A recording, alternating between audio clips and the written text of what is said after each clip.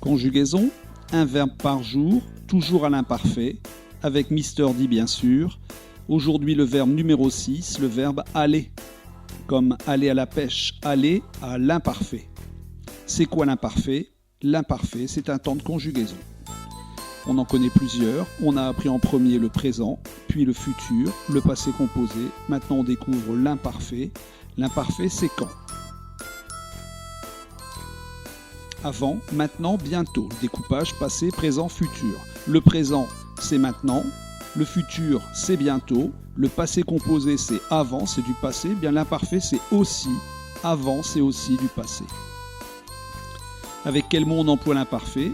Comme l'imparfait c'est du passé, et comme l'imparfait c'est déjà terminé, on va utiliser des mots comme avant, autrefois, jadis, qui veut dire il y a très longtemps, hier, avant-hier, le mois dernier, la semaine passée, il y a quelque temps ou à cette époque-là, et bien d'autres formules encore à condition qu'elles soient bien sûr du passé.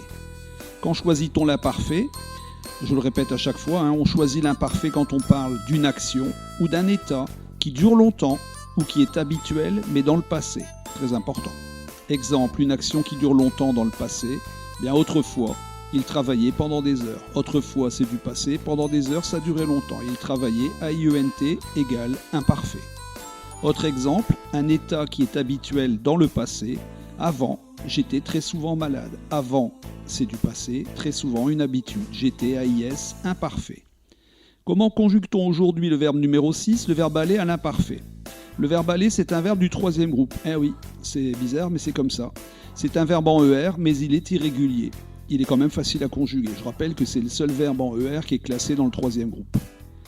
À l'imparfait, on le conjugue en un seul mot. On dit que c'est un temps simple. Alors ça ne veut pas dire que c'est forcément très facile à conjuguer. Quand on parle d'un temps simple, petit rappel, on parle d'un temps qui se conjugue en un mot, contrairement au temps composé qui se conjugue en deux mots.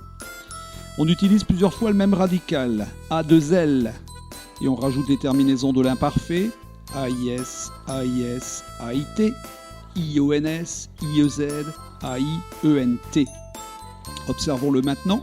Elle allait, troisième personne du singulier, la troisième PS. Elle, c'est le pronom personnel. En noir, le radical A2L. Et en rouge, la terminaison AIT.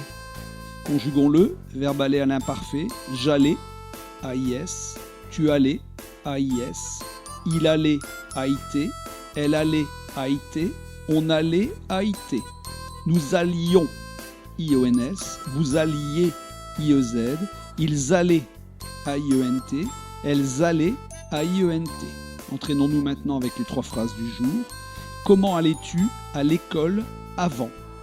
Allais-tu à l'école avant? Point d'interrogation, donc phrase interrogative. Au lieu de dire tu allais, on dit aller, trait d'union, tu. Inversion du verbe et du sujet. Tu allais, AIS. Nous n'allions pas à la cantine au CP. Nous, N apostrophe pas, donc forme négative. Terminaison, IONS. J'allais souvent chez ma grand-mère le samedi. J'allais, AIS. Relisons ensemble ces trois phrases. Comment allais-tu à l'école avant? Nous n'allions pas à la cantine au CP. J'allais souvent chez ma grand-mère le samedi. C'était le verbe aller, et comme ce petit bonhomme qui allait à la pêche. C'est fini pour aujourd'hui, à bientôt.